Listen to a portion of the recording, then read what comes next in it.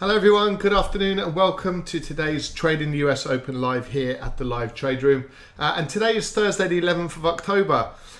Just to give you a brief insight in terms of what you can expect over the course of this trading session. We trade the markets technically with live capital, and what we look to do is to identify high probability trading opportunities for the session ahead. Now we have a process by which we can execute trades with a high degree of consistency and manage those trades with a real strong approach with regards to risk management, all with one view, and that is to book in profits. So really an ultimate aim of ours is to cut our losers short. If we get into trades and they reverse against us, then we want to limit that damage as best we possibly can. So we use structures, price structures in these markets to help us do that. And then when we get markets moving in the direction in which we want to trade them and we get into those trades, we're quite happy to let those trades run and see if we can get a multiple of our risk. So that's really what you can expect. So just before we begin, I'm sure you're probably aware we've had a fascinating 24 hours in the financial markets. I'll explain all of it to you very, very shortly. First, please do familiarize yourselves with the risks involved in trading these markets. So take a brief moment to familiarize yourself with our risk warning. And before we begin, and today is a really good example of that, is to have an understanding of the potential market moving news.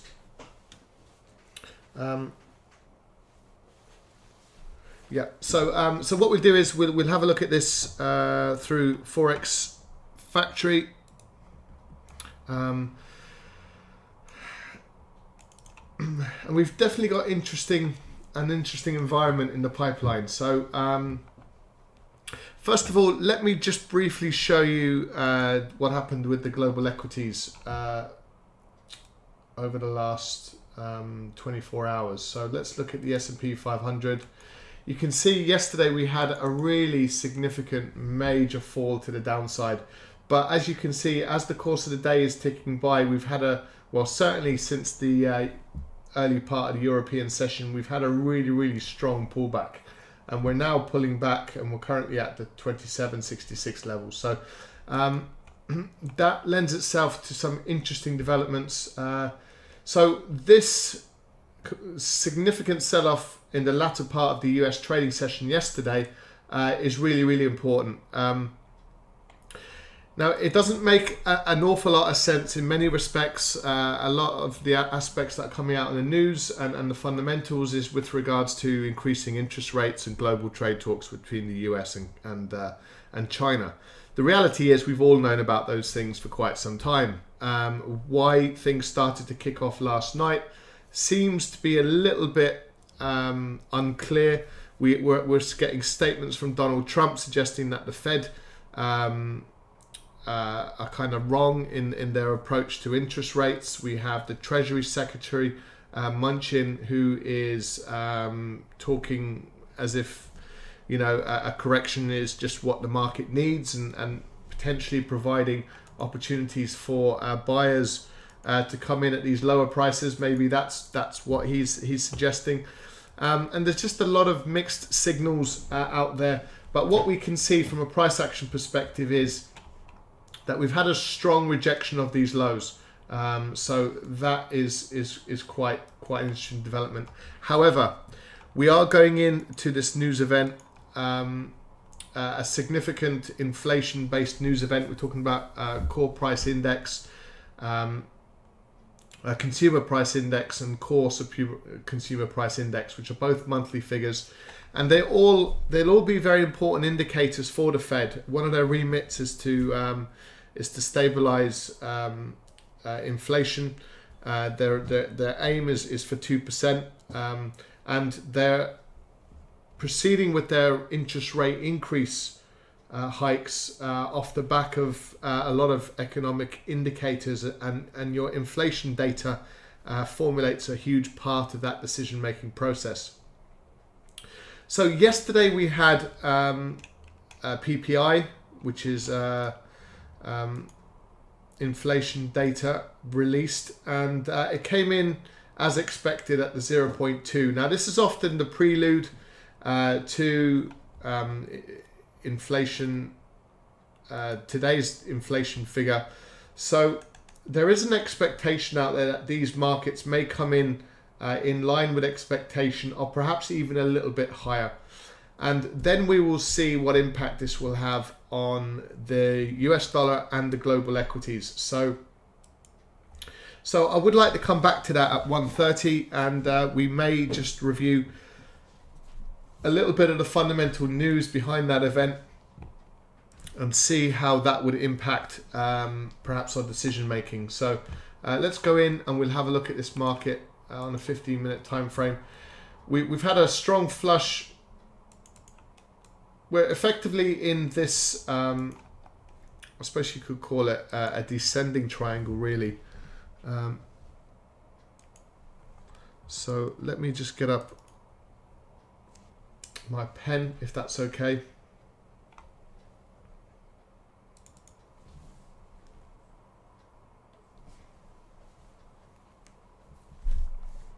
So what we have is this little bit of price action here, and we're getting this market just ranging between this level. So maybe at this particular level here, we might get the next leg to the downside. If we do break below this 27.44, we've tried to trade it once already today, and as you can see, it actually turned into a very, very strong reversal off those levels. However, if this market attacks that level again, the 27.04, there could be an opportunity to get into it at a much higher price, maybe somewhere around the 27.60 to 27.70 levels, somewhere around here. We're not too far away from there as we speak. So we will keep a close eye on this. And we're seeing the same sort of rejection of the lows across the equity space. We've even had a strong gap to the downside, followed by a little bit of bullish price action creeping in for the Euro stocks and the FTSE 100. So slightly confused signals there. And we've just chosen the US, the S&P 500. It's slightly more on the affordable side in terms of capital. In terms of the cost to trade this market, you can adopt a trade in this market with a much larger stop loss, with the expectation for this market to continue. And we are currently in this market to the downside on a daily time frame. So let's see if we get that opportunity or not, to get the follow through to the downside. So at the moment, that's where things stand, but obviously that may change very, very quickly. So we do have this inflation data coming out, so we need to bear that in mind. No necessity to get into these markets prior to that event. We actually had a little bit of a strong move to the upside actually in the euro dollar in the end. We fizzled out of these highs, we came back to previous levels of support, and we've seen a little bit of a thrust to the upside in the pound dollar. Euro dollar, should I say. And on a daily time frame, it's looking reasonably healthy for some continuation to the upside. So again, we can gladly spend a bit more time looking at seeing if we can get this market kind of extending this kind of pattern. There is kind of a bit of a intraday uptrend formulating, as you can see. So we're at these sort of highs up here. The next level would be a little bit of a correction before we potentially push higher once more. So that's the euro dollar. The dollar has been selling off against a few of these. We're still getting this slow grinding price action against the pound, continuing to push higher. Again, the major level for us with the pound dollar is the 3300. Again, on a smaller term time frame, we have the potential for a little bit of dollar strength to start creeping into the dollar yen, but we are getting conflicting information across other channels. So we want to make sure that we're getting a bit of dollar strength before we potentially get into it. And the dollar Swiss is extending over to the downside. So we were talking about this over the last couple of days, a little bit of a correction in this market and pushing lower. So this could definitely be, if some weakness creeps in to the we could look to potentially sell the dollar Swiss market. So for now, we will continue to flick and look through these. I'm just conscious of the time, and we will get ready for the move, the inflation data.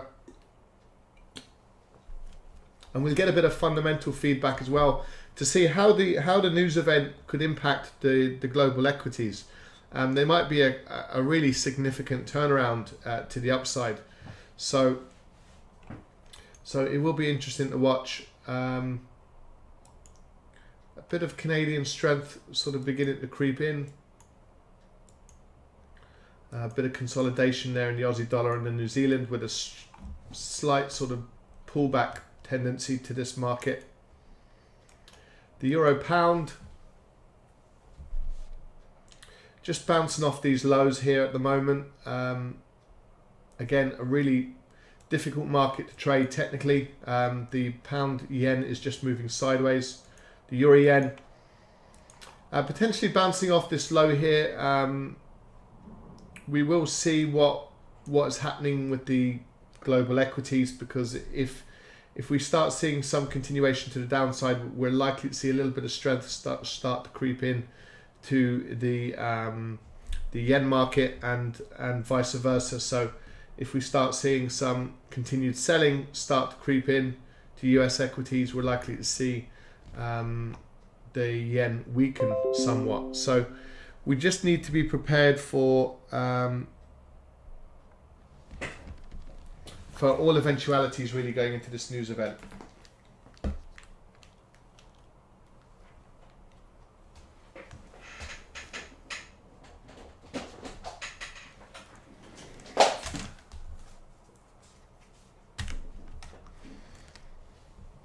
Okay, so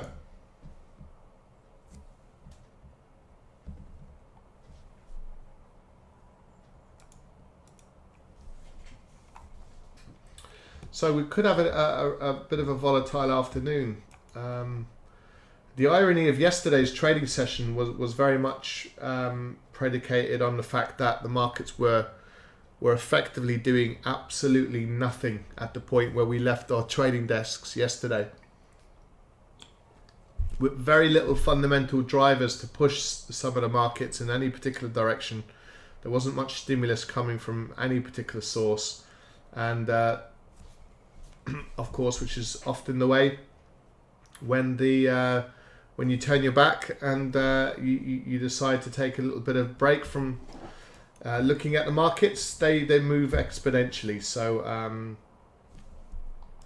So that is sometimes the reality of trading these markets. So we did see a massive move yesterday. I'd like to think that if the move occurred during the trading session, that we would have been in a lot of those trades to the downside. Unfortunately, wasn't meant to be. So you've kind of got to deal with the psychology of that and look to go into trades for the right reasons and just try to focus on getting your timing right, which is the biggest problem at the moment. So when we do like the idea of this market extending lower, it hasn't been able to do so with any significance. We had a strong pullback to this level, and then we had the structural failure to the downside. So if any of you were able to get into that this morning, then very, very well done in that trade. We did get a little flush lower, but now we're there's a downward trend to this market for sure, but we are trading above and below that 7,200 level. So let's see what the outcome is for this trade. And that's US oil. UK oil extending to the downside, but doing so very slowly. Really strong connection. We're just bouncing back to yesterday's lows now across the US equity space, across the Dow Jones, and we're at that low as we speak for the Nasdaq. The FTSE is just, this is one of these formations which will be interesting to see what price action we get off the back of this. So this is kind of a bit of detached price action. It's creating a bit of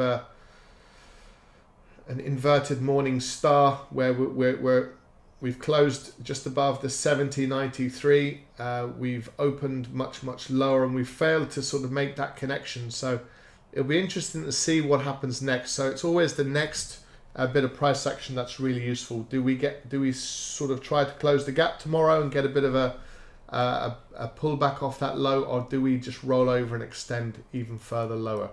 So difficult price action to work with at the moment.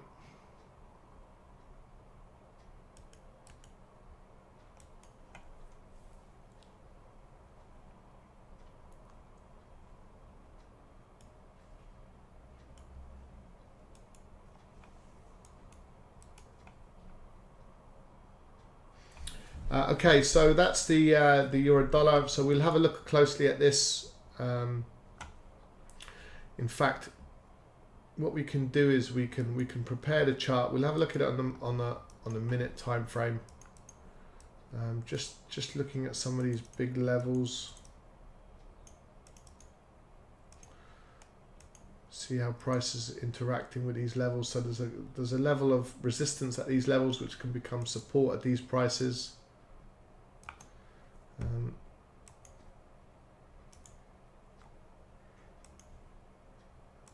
So I'm just taking these highs here, and this sort of represents a bit of a structural failure and a potential reversal to the downside below the 1567. But if we get prices breaking above the 1580, could give us opportunities for opportunities to buy this market. So we'll keep an eye on the euro dollar on the left hand side of the screen for this news event, just to see how this event has been playing out, and just look at it on the daily time frame as well.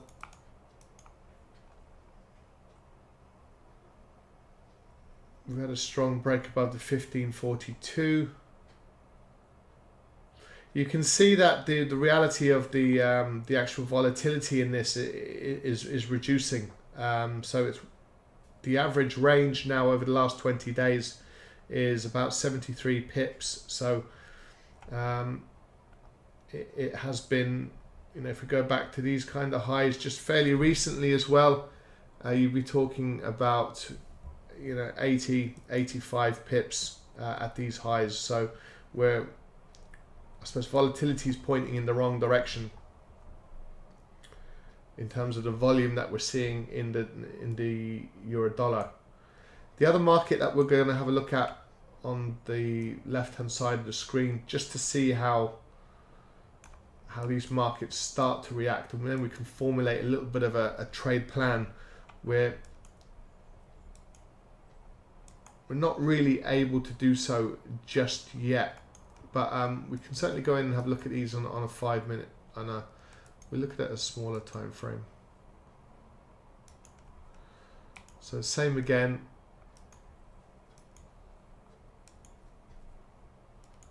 Just want to go in and just see this bit of price action.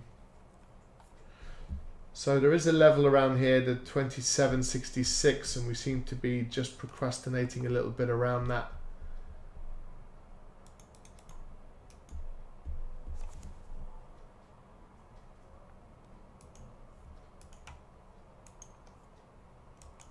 So let's look at these on minute time frames.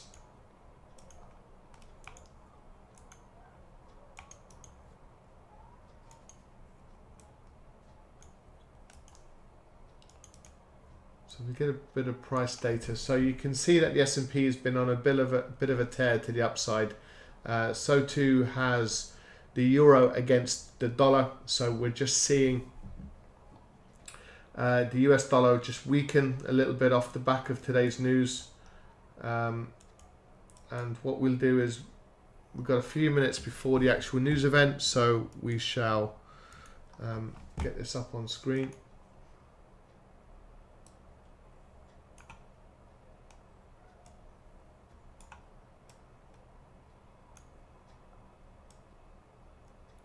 So we go to the CPI data, just in here at 1:30.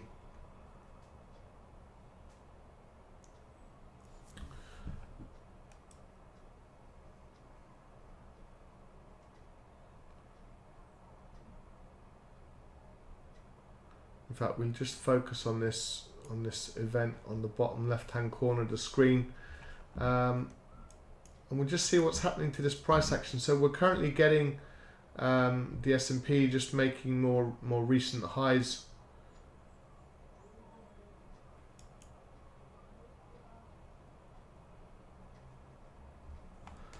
So there is an expectation for this figure to be slightly improved.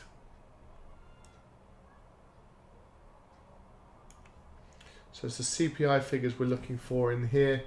Upon that,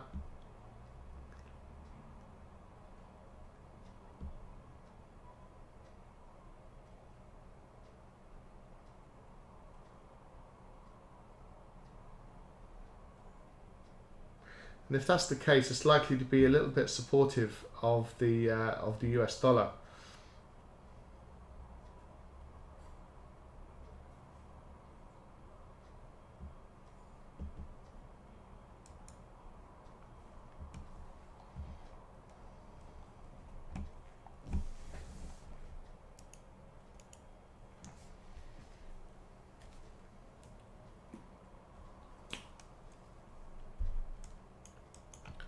So we're looking at both of these markets on 1 minute time frames.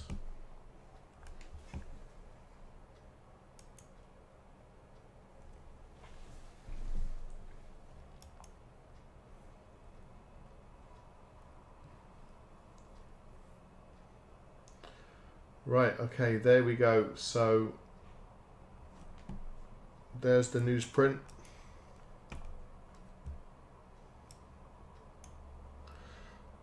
So let's see, and we will try and get some feedback now as well. Right, less than so CPI figure of 0.2, and we've got a print of 0.1, so it's less than expected. That would be a big shock for these markets. You can see what's happening now. It's giving momentum to US equities to start reversing some of yesterday's lows, and the dollar's weakening quite considerably. So what I'd like to do is to just bring up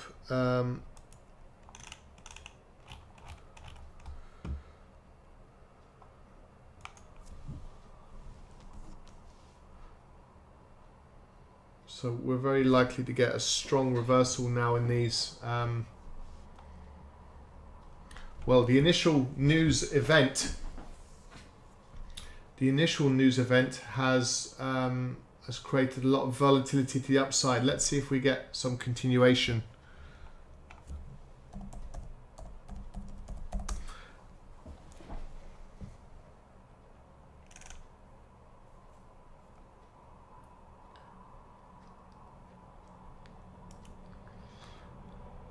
And I'll just share with you a little bit of audio to get some sort of impression, really.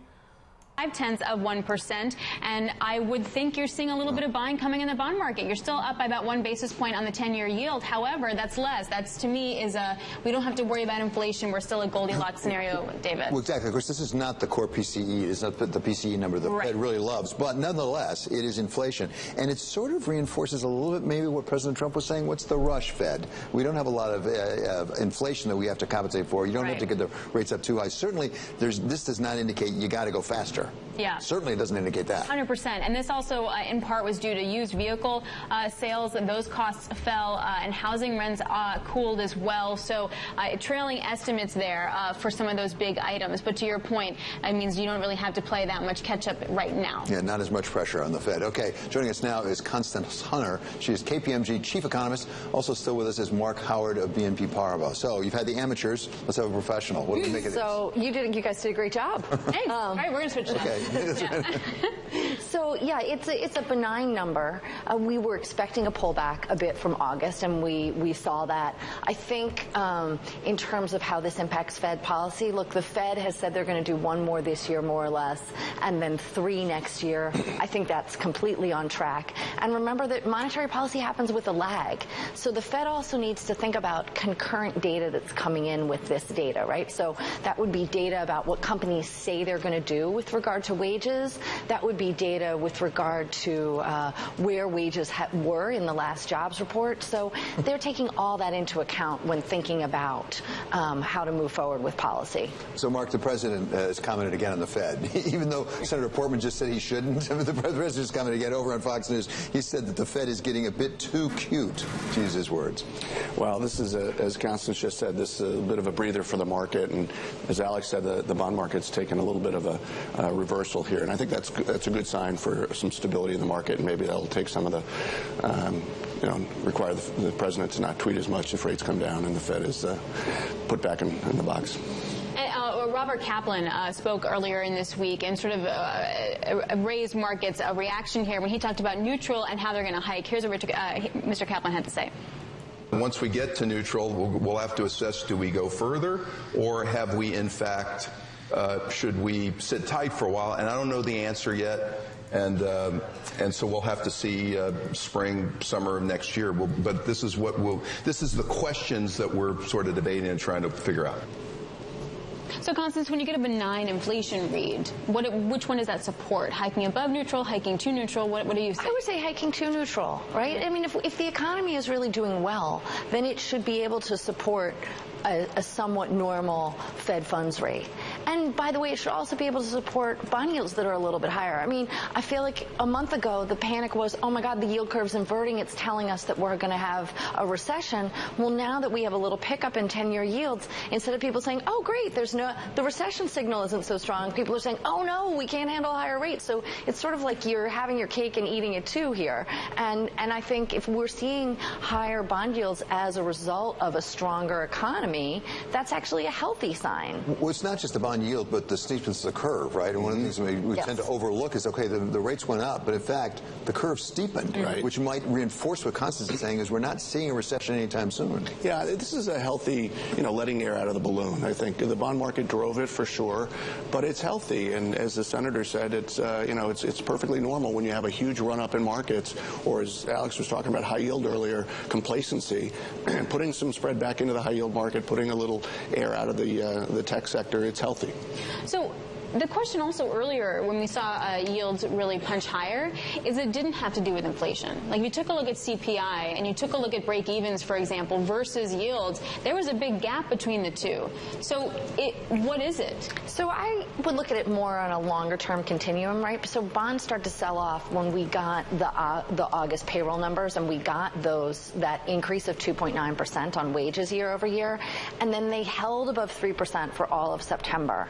And then that week that there was the big sell-off in bonds was the week that right before we got the jobs report again, and that sort of solidified, okay, yeah, wages 2.8%, we're holding in here, average hourly earnings, number of hours worked, and it was considered to be a soft report in part because of the hurricane and expected to be revised higher. So I think that one has to look at this not on a day-to-day basis, but as part of a continuum of what's happening with a variety of different data points. Well, and to that point, Mark, this really shines the light then on earnings season, because if we learned anything in the last 24 hours in the reaction to the CPI number is how vulnerable the markets can be to rising yields. In that, you have a lot to prove with organic growth as yields continue to rise and the factor rotation that we've seen. Yeah, one of the things we're going to be looking very closely at is the disparity between companies who can pass along these price and cost increases and the wage increases that are in the CPI number today, and that's going to delineate the winners and losers around earnings season in my mind. So, Constance, you and Alex together have pointed to something that I find interesting, the real yield. because in fact they're raising rates when the inflation is not requiring it. What are the practical effects of a real yield increase the way we're seeing it, particularly on the equity market? Well, okay, so I'm going to unpack this just a minute. So this issue of lags is really important. We don't want the Fed to get behind the curve where they're catching up with inflation and they're raising rates to play catch up. It is much better for them to be a little proactive and be raising rates than playing catch up. So I would say that they are certainly in a good position with regard to that.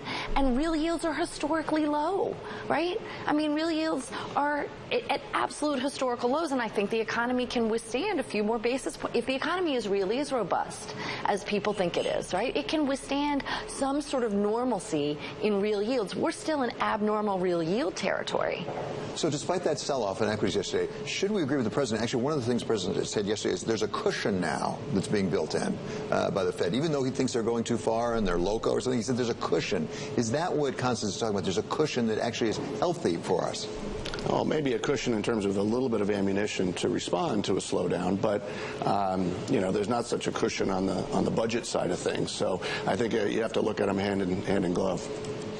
And then, but to that point, also, Constance, at what point might President Trump be right? With regard to the Fed being crazy? I mean, like, let's talk about the worst. But in terms of, like, about which particular thing are we discussing? I just want to make sure we're clear. But meaning that, if you read behind the loco part, like being too aggressive, raising rates, and that's going to wind up hurting. Basically, I mean, it's messing up the growth agenda. U.S. economy is doing well because of tax cuts, and then the more you hike, the more that's going to wind up hurting. Historically, the Fed has not been very successful at engineering a soft landing. And when we look at that, the question then becomes, is it the Fed's job to engineer a soft landing? Are business cycles a necessary part of capitalism? Do you need that creative destruction?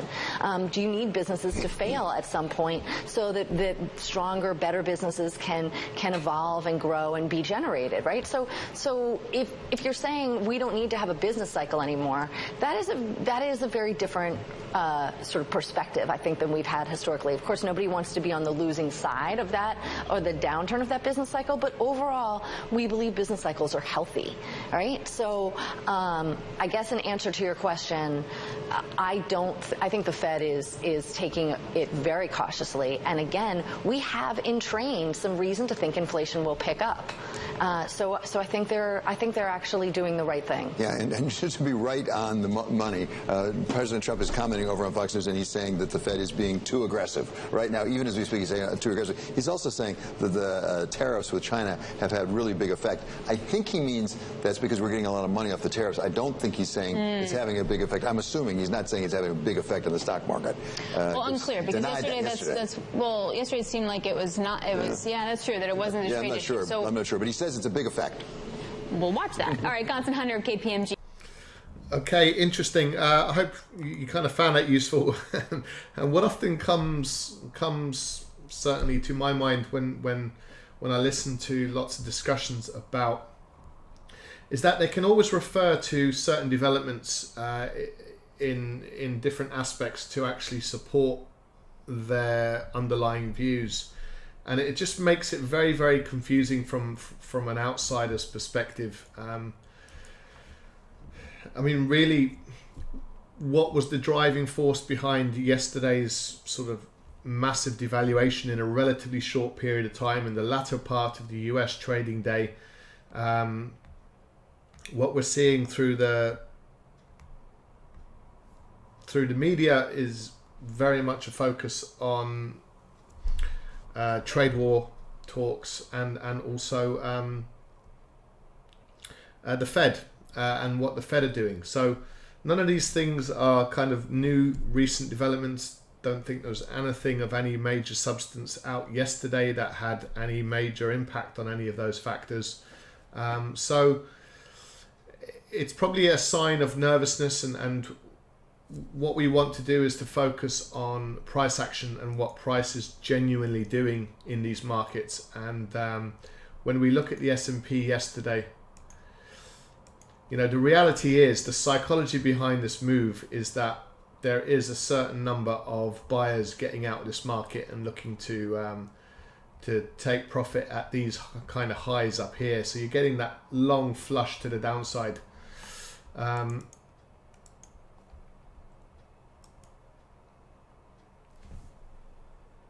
It definitely feels like it's a little bit of profit taking at these levels, and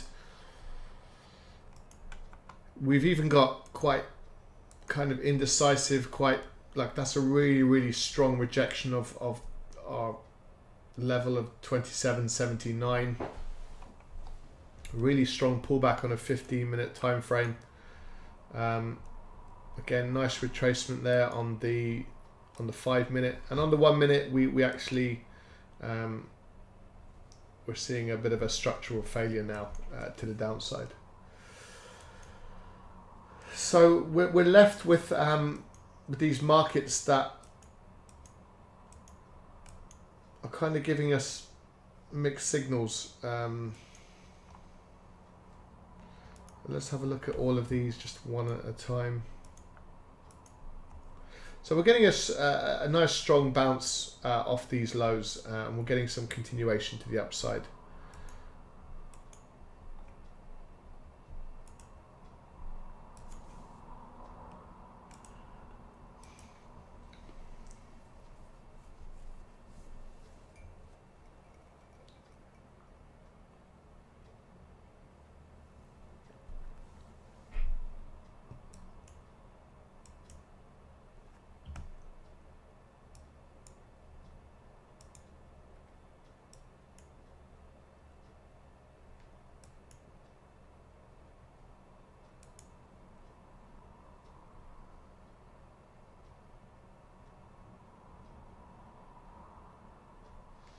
So we're still bouncing around here in a 15 sort of pip range, effectively, probably a bit less than that. So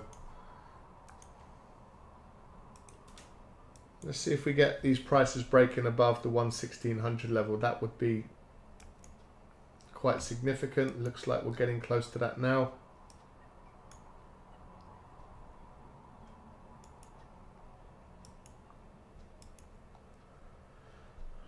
So let's have a good look through some of these currency pairs. It's supporting the pound dollar. The pound yen is now looking like it's extending lower. So what we're seeing is some strong weakness creeping in to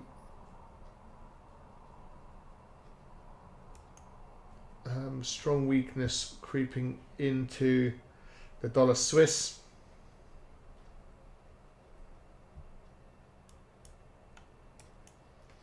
Dollar CAD.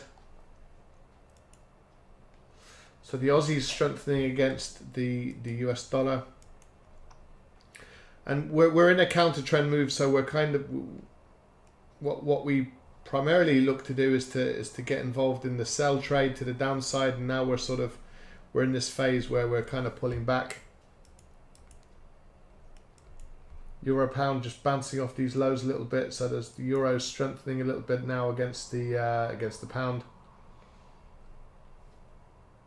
Pound yen moving sideways. Not much movement in the euro yen just yet. Gold market is now looking quite strong to the upside. After a couple of attempts to squeeze low and to make these new lows, which would be in keeping with the trend. Now we're not too far away from the 1214 to the upside.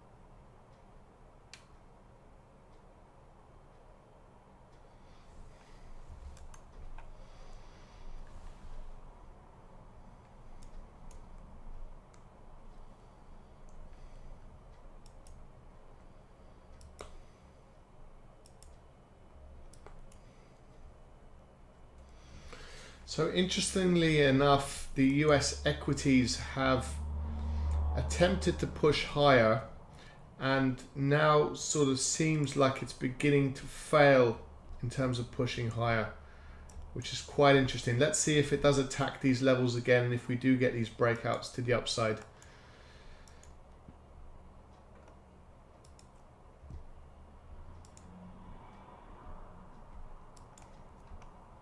Not quite getting follow-throughs in many of these markets. The gold market is the interesting development because actually above 1214 with what's going on globally is a really interesting development.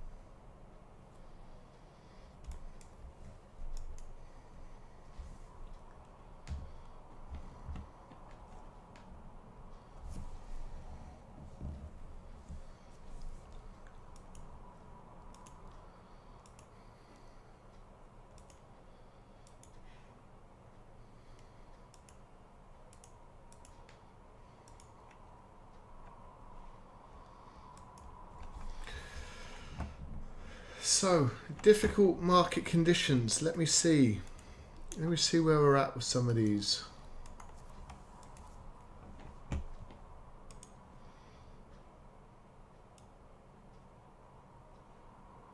So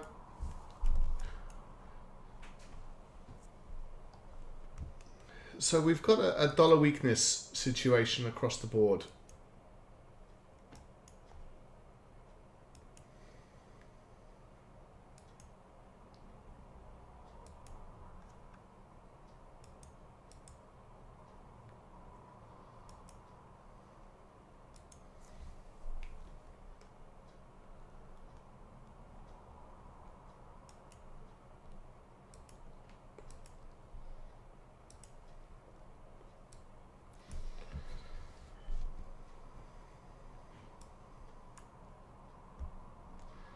The gold market's potentially moving higher.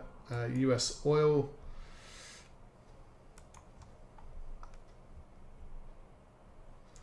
There is this sort of slightly downward grinding price action there.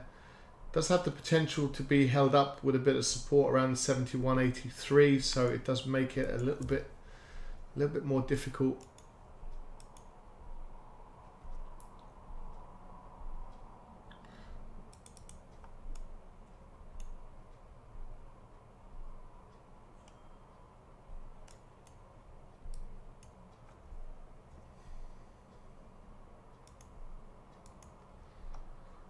So we're not too close, we're not too far away really from a bit of a structural failure back to the downside.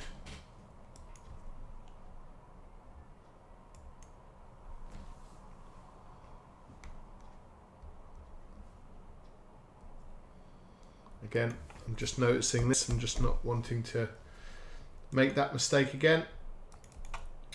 So we'll just make sure you trade obviously all of these markets with the correct trade size.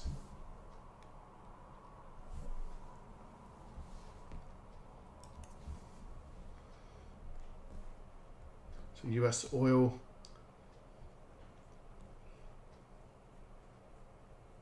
There's real potential for this market too. And what it will be doing is retracing the daily candlestick.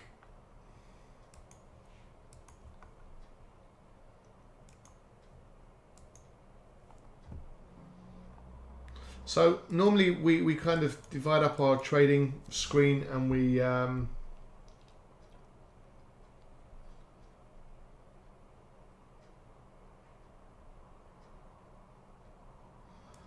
we look for the high probability trades and we focus on trading them.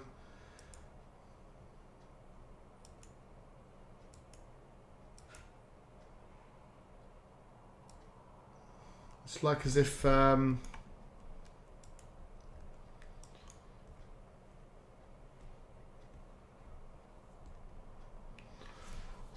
they feel like they don't want to be traded right now, which is a bit strange. So we've had the full sort of explosive move to the upside, and now we're getting double tops and then structural failures to the downside.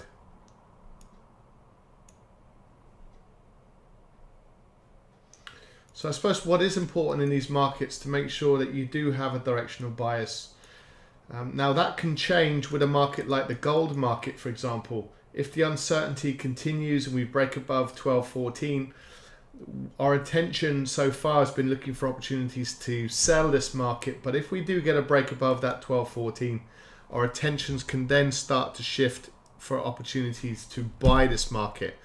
So we've got a clear directional bias, and that is below the 1214. Still look for opportunities potentially to sell. Above that level, look for opportunities to buy. So hopefully that doesn't make it too confusing for you. Okay, so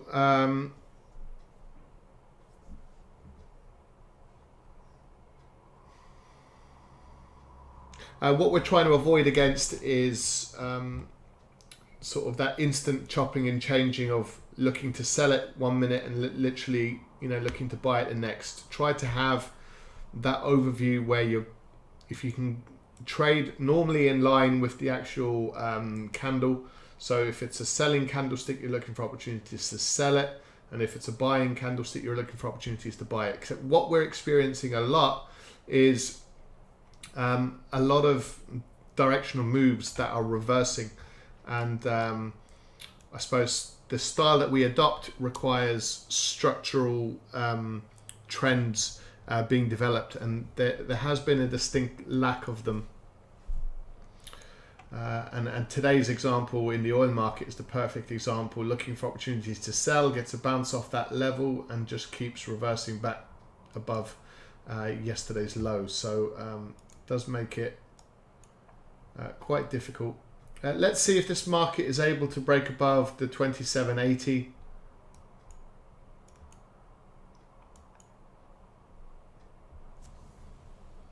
Because this could be one of these situations where it could be worth looking at an opportunity to buy this market if we start seeing a bit of a retracement in this market pushing higher.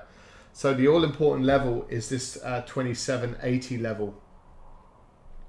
And if we're seeing that across the board, not quite, but we are in the NASDAQ. The Dow is probably just playing a little bit of catch up. Then maybe what we might start to see is a little bit of an opportunity to actually buy the low, and maybe this low here becomes the actual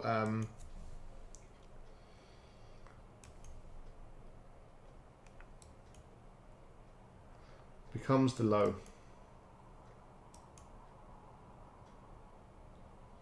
So still got a bit of work to do, but it will be interesting to sort of see if this market, if this creates a structural failure on a 5-minute chart, then we could still look for opportunities to continue to sell it. But we've been on a bit of a strong reversal now.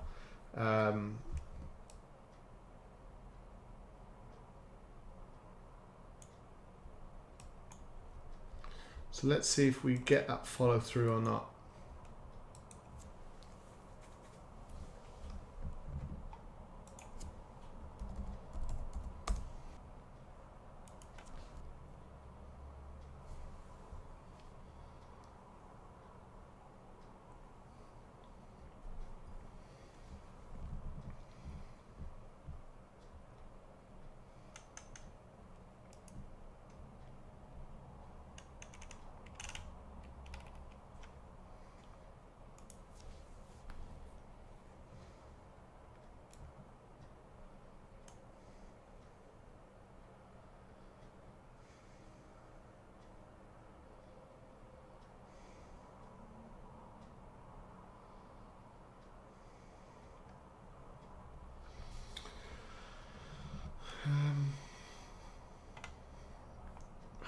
unfortunately, there's just a lot of indecision creeping in again now.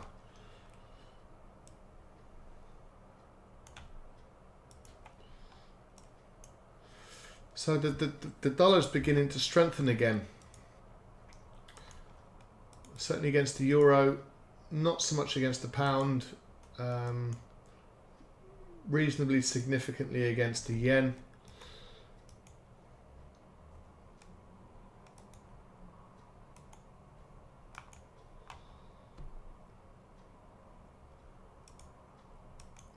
Pulling back against the Swiss, a little bit against the CAD, pulling back against the Aussie, a little bit in New Zealand. The euro pound doesn't know which direction to move in, really, to be fair, moving sideways against the pound yen.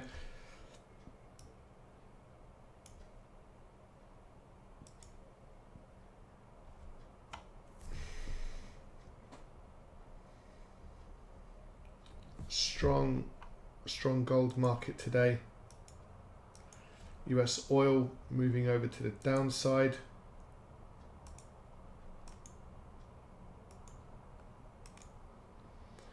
Those markets are looking, well, the Dow potentially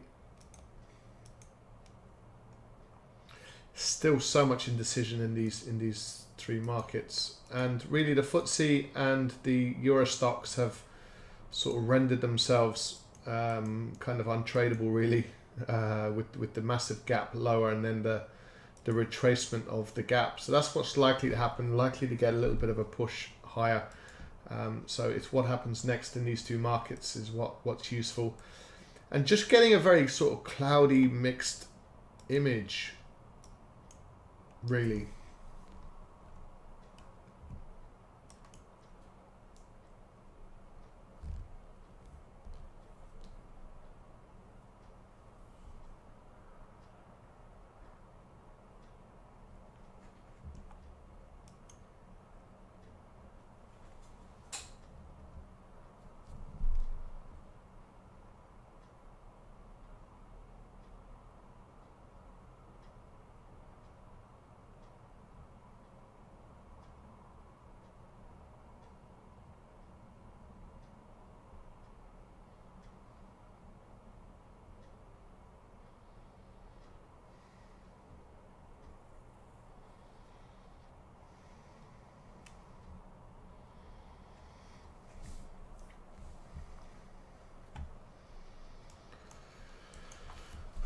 Okay, euro dollar looking like it's gonna flush lower.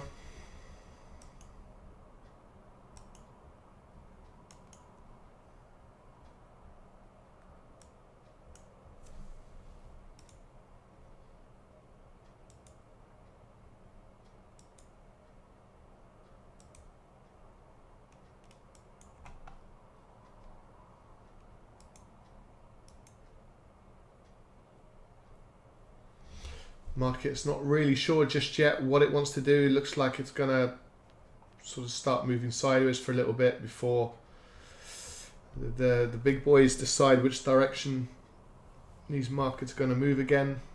Maybe they could flush lower from here just as much as they could flush higher. So a little bit of indecision, really.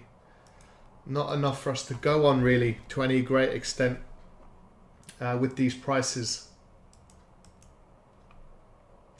So look, a phrase that we always use when we trade is, if in doubt, stay out. And without a shadow of a doubt, we're in a little bit of doubt in terms of strong conviction trades to the upside or to the downside. Normally they can be quite easy to identify and to see. On occasion, that's obviously not the case. So, so as a result then,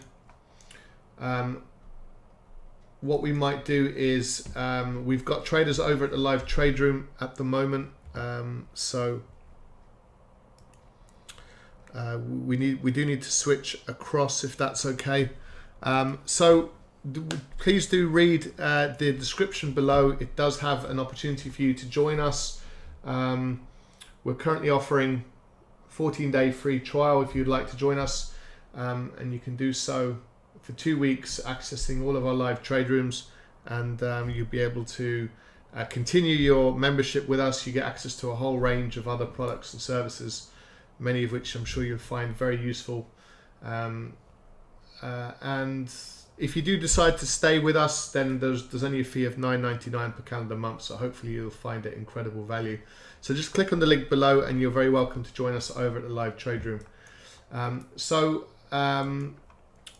on that note, thank you very much for joining us. Do feel free to subscribe to our channel, click on the bell, and I'm sure on other trading occasions we'll have some really good opportunities to trade. Just probably today, well, as things currently stand, the opportunities are not that great.